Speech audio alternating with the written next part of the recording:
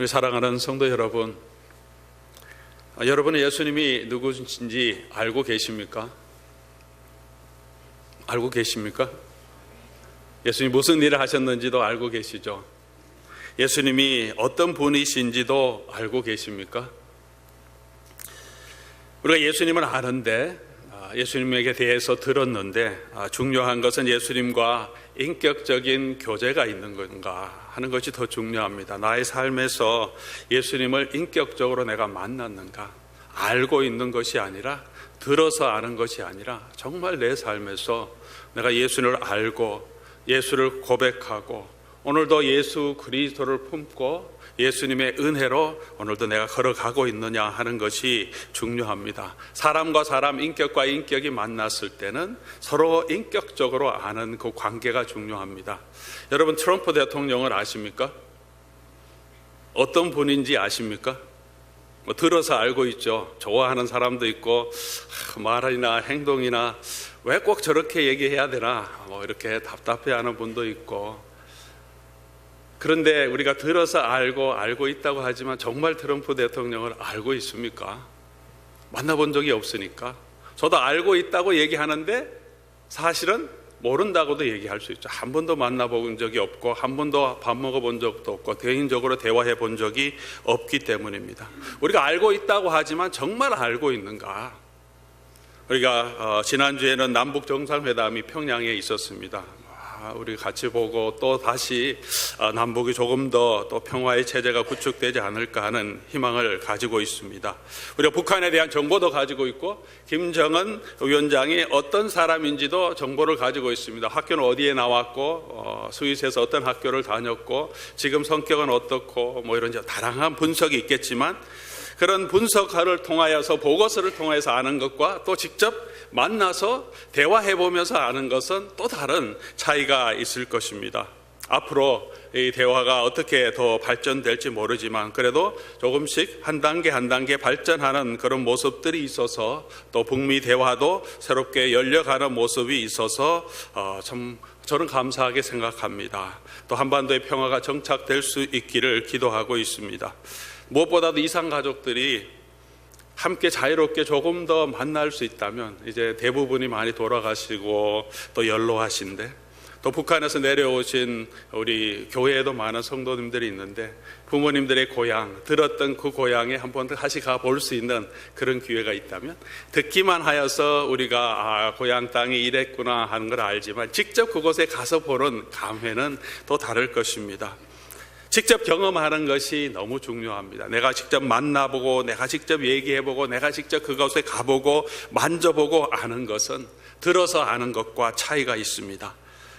예수님과의 관계도 마찬가지죠. 들어서 아는 것일 수 있고 공부해서 아는 것일 수 있는데 정말 내가 만난 그 예수님이 우리 삶에 있어야 합니다. 내가 경험하고 내가 만나고 지금도 내가 그 예수 그리스도께 다가가서 예수 그리스도의 은혜를 누리는 그런 인격적인 관계 가운데서 여러분의 삶에 하나님이 주시는 큰 축복을 누릴 수 있기를 바랍니다. 만나고 함께 있어도 때로는 제대로 알지 못하는 경우도 있습니다. 늘 같이 있는데도 부부도 그렇습니다. 늘 같이 20년, 30년을 살았어도 서로가 마음을 열고 상대방에 관심을 주지 않으면 서로 잘 모릅니다. 내 아내에게 이런 면이 있었네 하는 것들을 깨닫게 되고 놀라는 사람도 있습니다. 제 얘기는 아닌데 그렇게 생각하지는 마시고. 같이 오래 있다고 해서 아는 건 아니죠. 관계가 있어야 됩니다. 성도들도 마찬가지입니다. 우리 교우들도 아마 그럴 분이 있을 겁니다. 20년 이 로렘 교회를 다녔는데 서로 잘 모르는 분도 있습니다.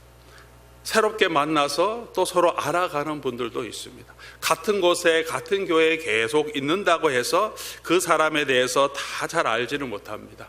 같이 있으면서도 저 사람은 이런 사람이야 들었던 얘기로 그 사람에 대해서 판단하는 경우도 있습니다. 내가 직접 만나보고 내가 직접 경험하고 알아가면 또 그 사람에 대해서 내가 몰랐던 것이 얼마나 많은지, 한 사람이라는 것이 하나님이 창조한 한 사람이 단순하게 한 면으로 판단할 수 있지 않지 않습니까? 어떤 부분은 나에게 기분 나쁘고 저거는 내가 동의하지 못하지만 그 사람이 가지고 있는 또 다른 부분, 내가 갖지 못한 다양한 성격들, 다양한 또 인격적인 모습들이 다 있습니다. 우리가 사람을 알아가는 것도 더 깊이 교제하면 교제할수록 그 사람에 대해서 더 많은 것을 알 수 있습니다. 아는 만큼 우리가 이해할 수 있고 아는 만큼 우리가 사랑할 수 있습니다.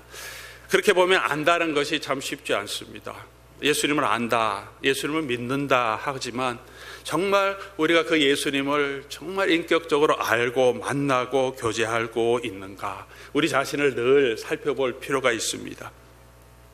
잘 안다는 것, 내가 이미 알고 있다는 것이 함정이 될 때가 많이 있습니다. 오늘 나사렛에 있는 이 예수님의 고향 사람들이 그런 함정에 빠져서 예수님과의 관계가 깊어지지 못하는 그런 참 불행을 겪은 모습을 봅니다. 오늘 1절 말씀 보면 예수께서 거기를 떠나사 고향으로 가시니, 예수님의 고향이 어떤 곳이라고 말하진 않았지만 나사렛이라는 것을 이미 마가는 여러 번 말했습니다. 마가복음 1장 9절에 그때 예수께서 갈릴리 나사렛에서부터 와서 요단강에 가서, 그래서 예수님이 갈릴리 나사렛에서 오셨다는 것을 이미 언급해 주고 있죠. 마가복음 1장 24절에도 귀신 들린 사람이, 가버나움에 있는 회당에 귀신 들린 사람이 예수를 만나자 나사렛 예수여, 당신이 우리와 무슨 상관이 있습니까? 그래서 예수님을 나사렛 예수다 그렇게 말합니다. 예수님이 나사렛에서 왔기 때문에 많은 사람들이 그렇게 나사렛 예수로 불렀습니다. 나사렛은 가버나움에서 65km 남서쪽에 위치한 작은 마을입니다. 사실 우리 성경에서는 나사렛이란 말이 자주 나오고 우리가 잘 알고 있지만 고대 그 당시에 있는 유대 문서나 유대 역사서를 보면 나사렛이란 단어가 아무데도 안 나옵니다. 그렇게 참 중요한 도시가 아니었다는 거죠. 그 당시에 이제 발굴해서 그 당시의 유적을 이렇게 살펴보면서 학자들이 말하기를 예수님 시대에 한 주민이 500명 정도 있은 작은 도시였을 것이라 그렇게 말합니다. 지금은 그곳에 그 성당도 세워져 있고 또 예수님이 그곳에 자랐다고 해서 나사렛에 아주 이렇게 유적지도 만들어져 있지만 콘스탄틴 대제 이후에 유적지가 만들어지기 전까지는 그 마을의 흔적도 제대로 없을 정도로 그렇게 작은 도시였습니다. 예수님이 그런 시골 출신이었다는 거죠.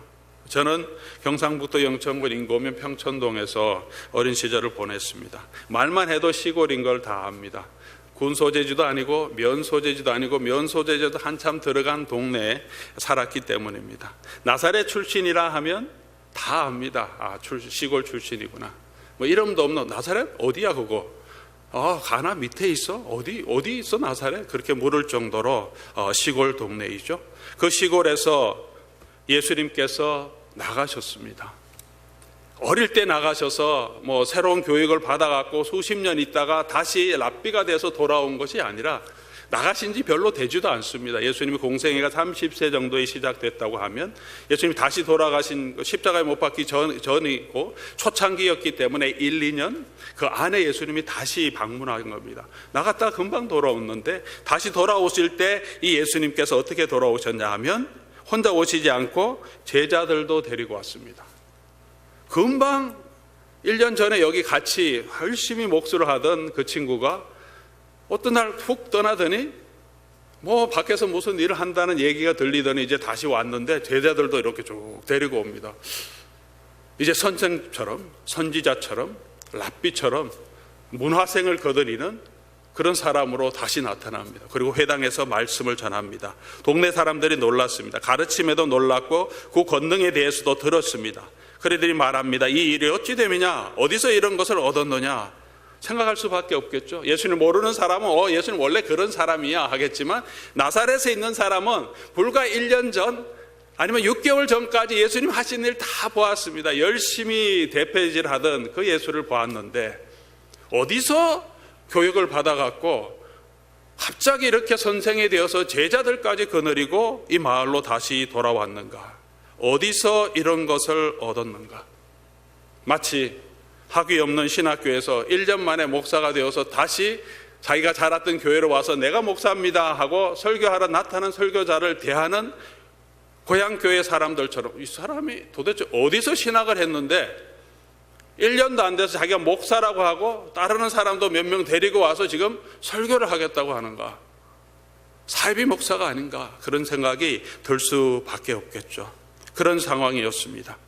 이들은 그렇게 예수 그리스도가 누구신지, 예수 그리스도를 알기를 원치 않고 그들이 이미 가지고 있는 지식 때문에 예수 그리스도를 배척하는 단계로 들어갑니다. 자기가 알고 있는 지식 때문이죠. 이미 그들이 경험했던 예수님 때문에, 그들이 보았던 예수님, 특별히 육체를 입고 이 땅에 오셔서 그냥 평범한 사람으로, 노동자로 나사렛에서 살았던 그 예수 그리스도만 보고 예수 그리스도를 판단합니다. 3절 말씀 이렇게 말합니다. 이 사람이 마리아의 아들 목수가 아니냐. 요셉이 있을 때 죽었다면 요셉의 그 직업을 이어서 예수님도 30세가 됐다면 성인이 된 이후에 10수년 동안 예수님께서 목수로 일했다는 것을 충분히 알 수 있습니다. 요셉과 유다와 시몬의 형제가 아니냐, 그 누이들이 우리와 함께 있지 아니하냐 하고, 아마도 예수님의 제자들보다 나사렛 사람들이 우리가 예수님을 더 잘 안다고 생각했을 것입니다. 적어도 10년, 20년 동안 함께 살았고 어릴 때부터 어떻게 커왔는지 우리가 보았다고 말할 수 있을 것입니다. 예수님의 어머니도 알고 가족도 알고 형제도 알고 누이도 알고 예수님의 그전 직업이 무엇이었는지도 우리는 다 알고 있다. 그렇게 나사렛 사람들은 육체를 입고 오신 예수님의 모습만을 보고 예수님을 경험한 그 예수님을 판단하고 있습니다. 인간적인 관점에서 자기의 상식과 경험에서 예수님이 누구라고, 예수님이 알고 있다고, 예수님을 알고 있다고 말하고 있습니다. 그들은 예수님을 마리아의 아들로 표현합니다. 마리아의 아들. 원래 유대인들은 누구의 아들 할 때 아버지의 아들 그렇게 말합니다. 요한의 아들 시몬아, 그렇게 베드로에게 말하죠. 세베대의 아들 야고보와 요한 그렇게 말합니다. 어머니의 이름을 써서 어머니의 아들 그렇게 말하는 경우는 많이 없습니다. 아버지가 돌아가시고 어머니가 과부로 있더라도 돌아가신 아버지 이름을 따서 그 아버지의 아들 그렇게 하는 게 보통인데, 이 예수님을 향하여서 좀 기분 좋게 표현한 것은 아니겠죠. 마리아의 아들이라고 말합니다. 이 말 안에는 예수님을 폄훼하는 그런, 또 모욕하는 그런, 무시하는 그런 의미가 분명히 들어있다는 것을 우리가 알 수 있습니다. 우리 성경에서 나타나듯이 예수님이 잉태된 것이 정혼한 후에 결혼하기 전에 잉태되었다는 것이 잘 알려져 있습니다. 요셉이 마음이 좋아서 마리아를 그냥 품어서 아내로 삼았다. 우리가 잘 알고 있는 내용입니다. 그렇기 때문에 예수님을 놀릴 때 마리아의 아들이라, 요셉의 아들이 아니라 예수님은, 왜냐하면 그 전에 잉태되었으니까 누구의 자식인지도 모른다. 아무도 모르죠. 그런 의미에서 예수님을 비아냥거리면서 말했을 것입니다. 출신 성분도 모르고 애비가 누군지도 모르는 그런 자식인데 그 사람이 어떻게 선생이 될 수 있겠을까? 그리고 그를 목수라고 합니다. 목수. 예수님이 하신 직업이었던 것 같습니다. 마태복음엔 그 목수였던 그 요셉의 아들이라고 표현했지만 예수님도 분명하게 그 일을 하셨던 것을 오늘 마가복음을 통해서도 우리가 알 수 있습니다. 목수라는 직업 자체가 천한 직업은 아닙니다. 그러나 고상한 직업도 아니죠. 목수라는 것이 힘든 고역을 해야 하는 것입니다. 농사를 짓는 것보다 어쩌면 더 힘든 일이었을 것입니다. 지금은 전기톱도 있고 전기 드릴도 있죠. 옛날에 다 손으로 하고 손으로 켜야 합니다. 목재가 준비된 것이 아니라 목수들이 산에 가서 나무를 잘라서 들고 와서 가지를 치고 그 나무를 널판을 만드는 일, 그리고 널판을 만들어서 대패질해서 편편하게 만들고 그것을 가지고 이제 집을 짓는 일까지 목수가 다 하는 일입니다. 이 당시에 이 목수라고 하는 이 단어는 단순히 목재 일만 하는 것이 아니라 건물을 지을 때 돌을 깨고 돌을 세우는 석공의 일까지 같이 했던 엄청나게 힘든 노역이죠. 노가다죠.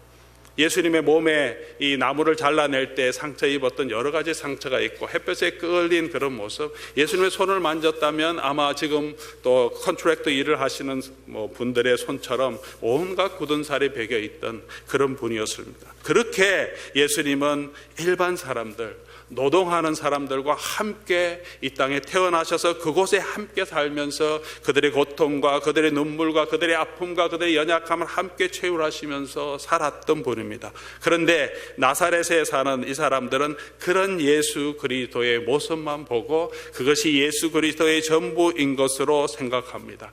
아니, 조금 더 나가면 그렇게만 생각하려고 하고 그 예수 그리스도의 다른 모습, 예수 그리스도의 지혜와 예수 그리스도의 능력을 인정하려고 하지 않습니다. 더 알려고 하지 않습니다. 내가 알고 내가 경험했던 그것이 전부라고 판단하고 더 이상 예수를 알려고 하지 않습니다.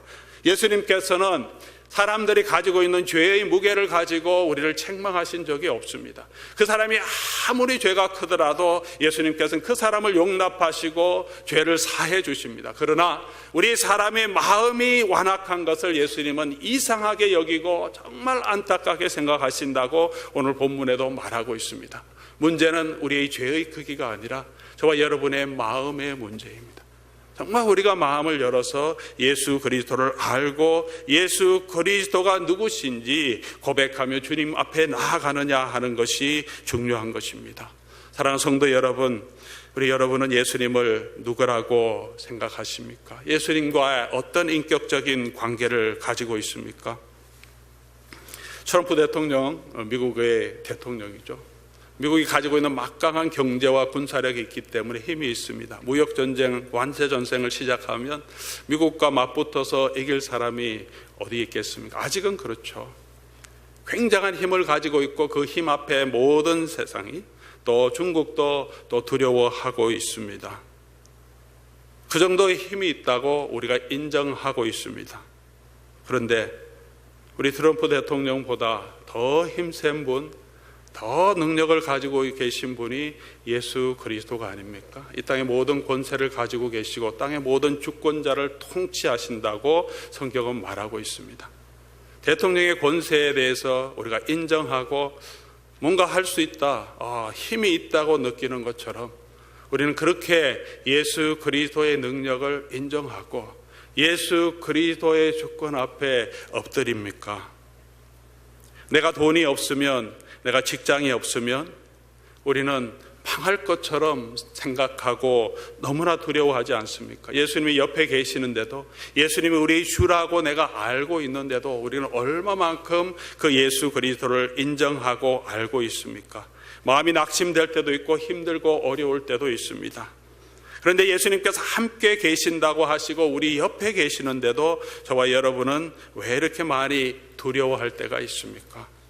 우리는 예수님을 어떤 예수님으로 알고 있습니까? 나사렛 사람들처럼 우리는 예수님을 마리아의 아들 정도로 몫으로 알고 있습니까? 아니면 하나님의 아들 예수 그리스도로 알고 있습니까? 지금 방탄소년단이 월드 투어를 시작해서 또 미국 또 지금 캐나다에 가 있다는 뉴스를 듣습니다. 가는 곳마다 그 공연장 앞에 며칠 전부터 줄을 서서 조금 더 일찍 들어가려고 텐트 치고 야영하는 사람이 있다. 그래서 각 지역마다 이 보도를 많이 하고 있습니다. 어떤 사람들은 비행기를 타고 그곳까지 와서 그곳에 사는 사람도 아닌데 비행기를 타고 와서 며칠 동안 숙박비를 내고 있으면서 그곳에서 그 공연을 보려고, 하루 저녁 공연을 보려고 한다고 합니다. 티켓 값이 지금 최고로 비싸서 온라인에서 다시 재판매되는 것은 700불, 800불 거래됩니다. 그렇게 돈을 내고 그렇게 시간을 투자해서 어떤 사람은 일을 관두고 왔다고 인터뷰에 나온 적도 있습니다. 그렇게 좋아하는 그룹을 만나기 위해서 그곳에서 함께 그들의 노래를 따라 부르면서 기쁨과 만족을 누립니다. 오늘 살아계신 예수 그리스도를 예배한 저와 여러분의 모습은 우리는 얼마나 많은 긴장과 설레임과 감동을 가지고 기쁨을 가지고 오늘 이 자리에 나와 있습니까? 우리는 예수님을 어떻게 알고 어떻게 취급하고 있습니까? 하나님의 아들이라고 말은 하지만 우리는 정말 예수님이 하나님의 아들이신 것을 믿고 인정하며 그것을 내가 알고 있습니까? 그것을 느끼고 있습니까? 왜 우리에게 그런 감격이 없겠습니까? 왜 우리는 우리 입술로 인정하는데 우리 속에 그런 감격이 없겠습니까? 문제는 내가 안다고 하면서도 그 안다고 하는 그것에 이미 안다고 하는 그 선험적인 지식에 갇혀서 더 이상 예수를 알기를 원하지 않는 부분이 많이 있습니다. 믿음이 연약한 분들이 있습니다. 아직 예수 그리스도를 고백하지 않는 그런 교우들도 우리 가운데 있습니다. 그러면 예수 그리스도가 누구신지 더 알아가려고 해야 되는데, 내가 이미 가지고 있는 그 생각대로 예수는 이런 사람이야, 이런 사람으로 들었어 하고 더 이상 그 예수 그리스도를 알아가려고 노력하지 않습니다. 그곳에서 머물러 있기 때문에 교회는 계속해서 출석하는데도 예수 그리스도를 아는 지식에는 자라가지 못하고, 12의 혈루증으로 알았던 여인이 만났던 그 예수님, 야이로가 만났던 그 예수 그리스도의 은혜와 능력은 경험하지 못하고 살아가고 있는 때가 많습니다. 문제는 우리가 안다고 하는 생각 때문입니다. 저와 여러분은 예수님을 얼마나 알고 있습니까? 여러분은 예수님을 얼마나 알고 있습니까? 나사렛 사람들이 예수 그리스도를 마리아의 아들이라고 말했습니다. 마리아의 아들이 맞죠. 마리아의 아들이 맞습니다. 요셉의 아들이 아니라 마리아의 아들이 맞습니다.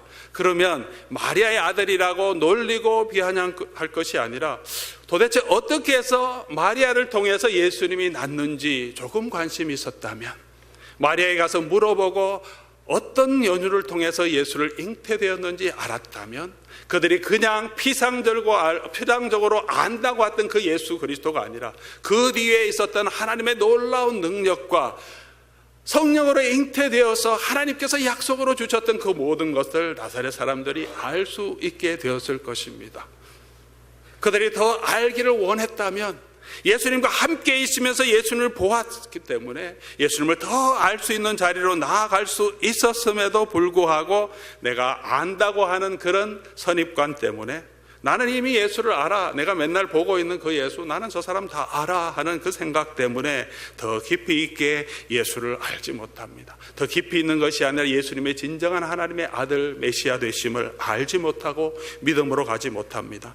예수님께서는 몫이라고 그들은 알고 있습니다. 그렇게 알았습니다. 그런데 예수는 이미 12살 때 예루살렘에 내려가서 예루살렘에 있는 율법학자들과 율법을 가지고 토론했습니다.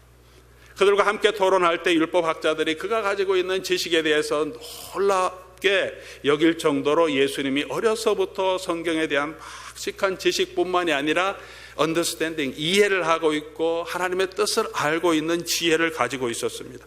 어떻게 12살짜리가 그냥 동일하게 회당에 나가서 배운 것밖에 없는데 이런 지식을 가질 수 있을까? 여러분, 그럴 수 있다고 생각하십니까? 성령께서 역사하시면 그럴 수 있겠죠.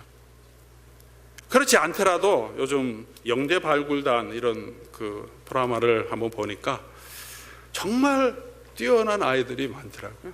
제가 한번 봤을 때는 태양계 행성을 관심을 가지고 행성을 다 계속 연구하는 7살짜리 소년이었는데, 행성 이름도 알고 행성 태양부터 행성의 거리도 계산해서 다 합니다.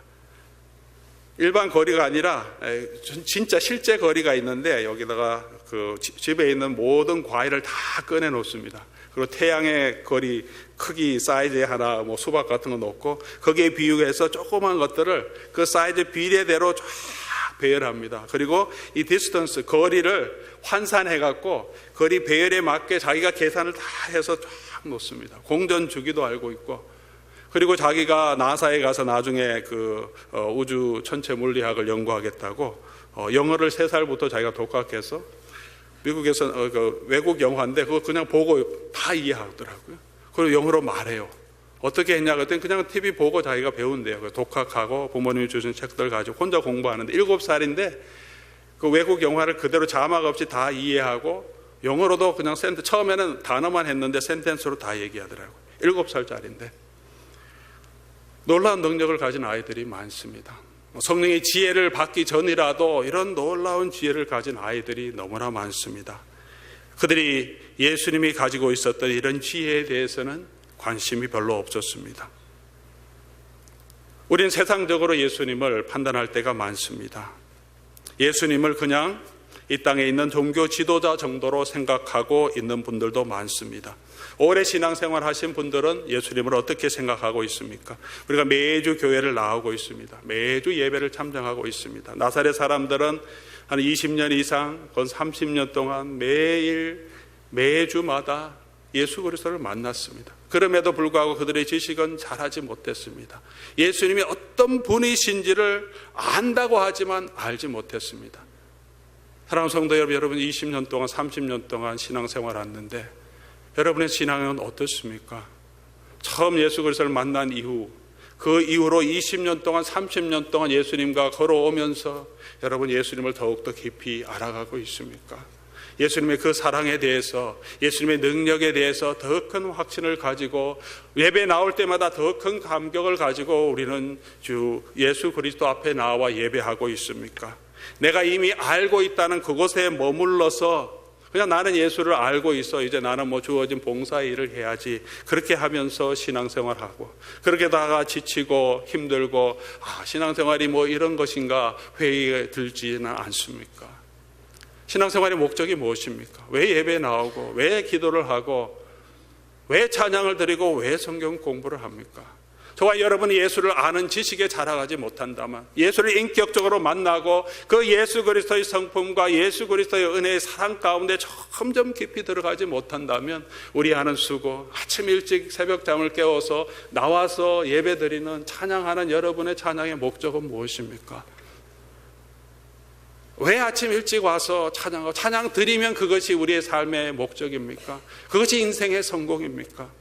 그 찬양과 섬김을 통하여서 내가 예수 그리스도의 은혜와 사랑으로 알아가지 못한다면, 우리의 봉사 가운데, 우리의 섬김 가운데 우리가 그 예수 그리스도를 아는 지식으로 자라가지 못한다면, 그 예수 그리스도의 은혜 가운데 거하지 못한다면 우리의 인생이, 우리의 신앙이 성공한 인생으로 우리가 살아갔다고 말할 수 있겠습니까? 예수님이 우리를 보시고 의아해하지는 않겠습니까? 제 믿음을 보시고 네가 목사로 섬겨 있는데 나를 너가 얼마나 아느냐? 사도 바울은 그가 평생 예수 그리스도를 알았고 연구했고, 또 다메섹 도상에서 영광 가운데 나타나신 예수 그리스도를 만났고 수도 없이 예수님을 체험했는데, 그는 예수 그리스도를 알아가는 그 고상한 지식에 이르기 위하여서 자기가 가진 모든 것을 배선물처럼 버렸다, 그렇게 고백합니다. 예수님을 조금 더 알아가기 위해서. 예수님의 사랑, 예수님의 그 은혜가 얼마나 큽니까? 그 사랑의 깊이와 높이와 크기와 넓이가 어떠함을 깨달아서 그 사랑에 점점 자라가기를 원하는 것이 바울의 신앙 고백이었고, 그 고백을 성도들에게 권면하고 있습니다. 사랑하는 성도 여러분, 저와 여러분이 그 예수 그리스도를 아는 그 지식에 자라갈 수 있기를 원합니다. 내가 알고 있다고 하는 그곳에 머무르지 마시기 바랍니다. 예수님은 그보다 더 큰 분이십니다. 여러분이 지금 경험하고 지금 성경을 알고 있는 것보다 여러분 성경을 더 깊이 연구하시기 바랍니다. 보아야 합니다. 보면 볼수록 더 많은 은혜를 우리가 누릴 수 있습니다. 매일 묵상했던 아는 말씀이지만 다시 볼 때, 마음으로 묵상을 다시 해볼 때 성령께서 주시는 은혜가 있습니다. 예수 그리스도의 사랑, 예수 그리스도의 은혜가 얼마나 큽니까? 알면 알수록 더 모르고, 알면 알수록 이해할 수 없는 것이 그리스도의 은혜와 사랑이 아니겠습니까?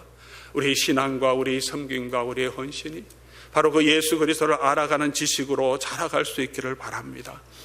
리 스트로벨이라고 하는 우리 미국의 종교 지도자죠. 윌로크릭에서도 섬겼고, 그분이 예일대 법대 출신이었고 심층 기자를 쓰는 시카고 트리뷴의 그 기자였습니다. 똑똑한 기자였죠. 근데 어느 날 아내가 회심을 합니다. 그리고 무신론자인 이 사람이 굉장히 불편했습니다. 아내가 저거 헛된 것을 믿고 있다.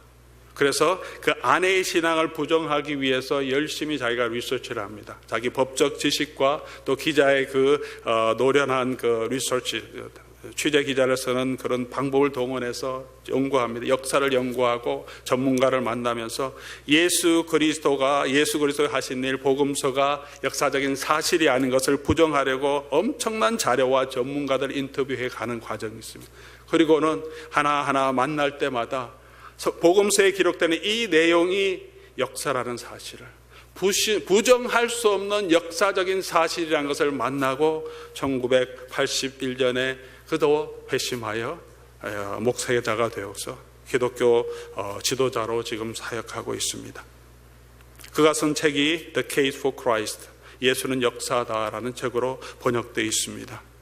우리가 예수 그리스도를 알려고 하면, 정말 예수님이 하나님의 아들이심을 우리가 믿어지지 않는다면, 정말 그런가 우리가 연구하면 할수록 예수 그리스도는 하나님의 아들이심을, 예수 그리스도는 부활하심을 우리가 알게 됩니다.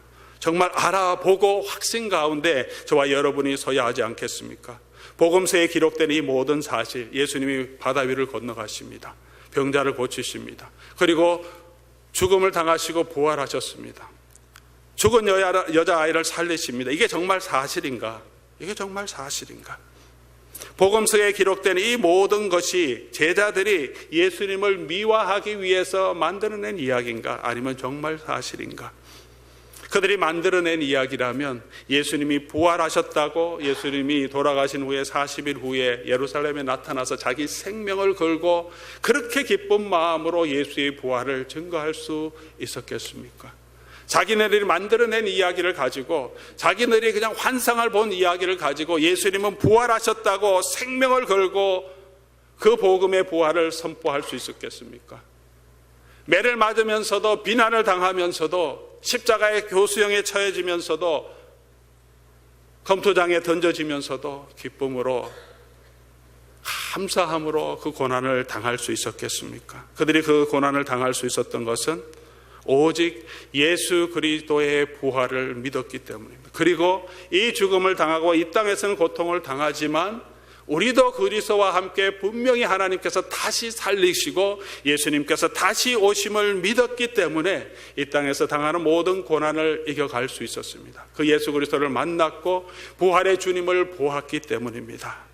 사랑하는 성도 여러분, 저와 여러분도 이 부활의 주님, 능력의 주님을 만나고 그 믿음 가운데 설 수 있기를 바랍니다. 우리 신앙생활 가운데서 점점 더 예수 그리스도를 깊이 아는 하나님의 은혜와 축복이 여러분 삶 가운데 있기를 주 예수 그리스도의 이름으로 간절히 소원합니다.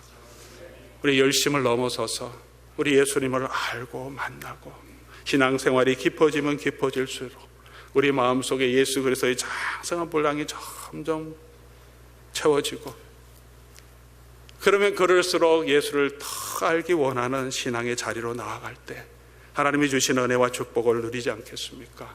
예수님 마리아의 아들로 아는 것이 아니라 하나님의 아들이심을 믿고 그 예수 그리스도의 은혜 가운데 부활의 소망을 가지고 걸어가는 저와 여러분 될 수 있기를 바랍니다. 안다고 하는 자는 예수 그리스도를 만나지 못했는데, 예수 그리스도만 바라보고 나왔던 사람, 주님만 바라보고 나왔던 혈루증 앓았던 여인 야이로, 광인은 예수를 만나고 예수 그리스도의 은혜를 누렸습니다. 오늘도 우리 예수 그리스도를 바라보고 예수 그리스도를 만나기를 원하고, 예수 그리스도에 나오는 자는 누구든지 예수 그리스도께서 맞아주시고 그 예수 그리스도께서 주시는 은혜로, 기쁨으로 예수님이 주시는 참 평화와 쉼을 저와 여러분이 누리게 될 줄 믿습니다. 그 은혜와 축복이 여러분 가운데 풍성하게 임하기를 주님의 이름으로 간절히 소원합니다. 우리 같이 한번 기도하겠습니다.